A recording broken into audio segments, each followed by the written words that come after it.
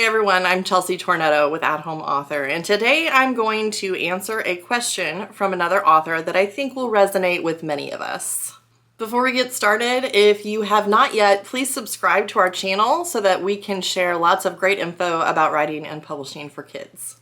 Every once in a while, Vicki and I will get a question from an author via email, and this one I wanted to share with you all in the form of this video and a blog post because it is just such a common question, and I think it's something that a lot of us can relate to.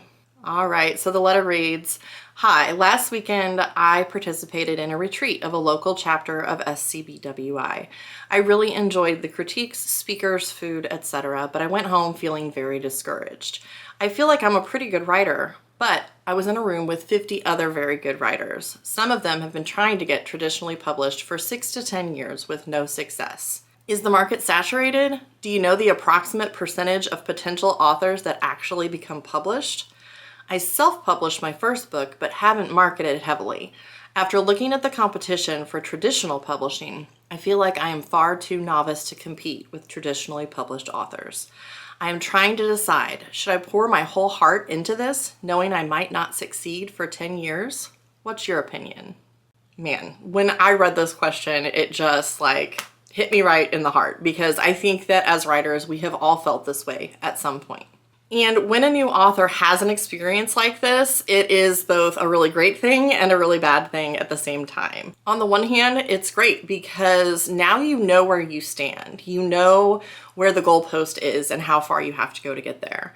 But it's also terrible because you know how far you have to go to get there, and that can be really overwhelming. The analogy I like to use is that before you have this wake-up call, you're standing at the base of the mountain saying, I'm going to climb this mountain, and you don't really know where the summit is. You haven't seen it yet. And then after you have this wake-up call, it's like the clouds part and you see just how far away the peak is, and you know what you have ahead of you. So in answer to the author's specific question, she says, is the market saturated? Yes. Basically, with, the dawn of email, submitting work to a publisher has become easier than ever, and more people are submitting children's books. But I don't know that the quality of those submissions has improved along with the volume. In fact, I would probably say the quality overall has gone down because so many people think you can just jot down a children's book and send it off to a publisher. Which brings us to the second question, which is, do you know what percentage of potential authors actually get published? And the answer is no, I don't know the answer to that. In fact, I have researched that quite a bit, and there's really no one out there that knows exactly because most publishers and agents don't keep track of every rejection, so we can't really total up the percentages. I did read somewhere once that the number 1% is thrown around, that a lot of editors at publishing houses and agents feel like they accept maybe 1% or even less of the work that is submitted to them. I have no idea how accurate that is. But I think we can all agree that even if we don't know the exact numbers, we can assume that the math is not in your favor if you're pursuing traditional publishing. The vast majority of books that are submitted don't get published. And with the exception of celebrity books, only the best of the best are going to get traditional book deals. But let me ask you this. If your child or grandchild were standing in front of you right now telling you about their dream, maybe they want to be a pro baseball player or a famous YouTuber, and you knew in your heart that the chances were slim, like statistically speaking, that it was going to be a difficult journey, what would you tell them? You would probably tell them to follow their dream.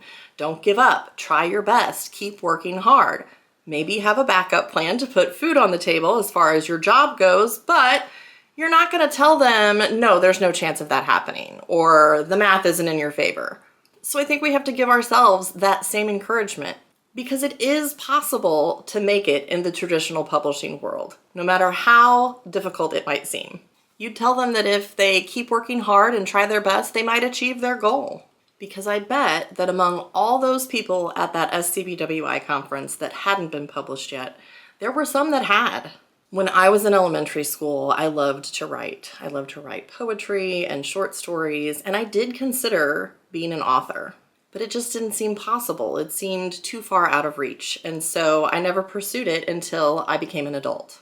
Years later, when I was teaching in the classroom, I revisited that dream. And even though I could see how far away the summit was and what a hard climb it was going to be to get there, I decided to go ahead and give it a shot. And I made it. In 9 months, I had an agent, and a year after that, we sold my first picture book.